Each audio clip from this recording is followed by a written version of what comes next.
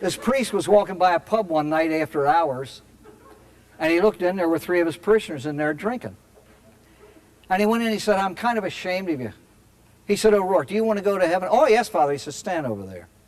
Shaughnessy, how about you? You want to go to heaven? He said, of course, Father. He said, stand over there.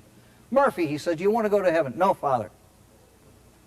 Murphy, do you mean to tell me when you die you don't want to go to heaven? Oh, he says, when I die, yes, I thought you was leaving now. This fellow was in one of these hot air balloons, and he was lost, you know. And he had to come down somewhere, so he's releasing the hydrogen or whatever it is. Anyway, down he comes, and he's up in the air about 20 feet over the ground. There's this old farmer out there raking hay, and he calls him, he said, hey there. He said, where am I? And the guy says, you can't fool me, you're in that little basket up there.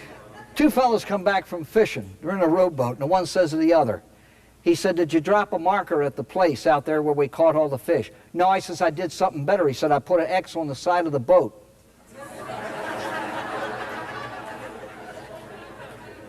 He said, you dummy, how can you be sure we'll get the same boat next time?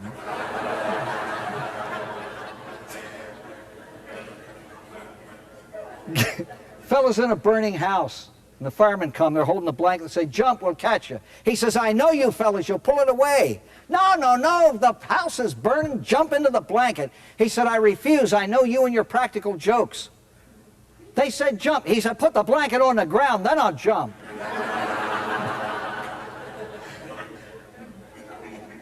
I don't know whether I told you or not, but did I tell you this before? The Irishman went, he called Aer Lingus. He wanted to come to the United States, and he says, how long will it take one of them 747s to fly from Dublin to New York? And the girl said, just a minute. He said, my God, that's fantastic.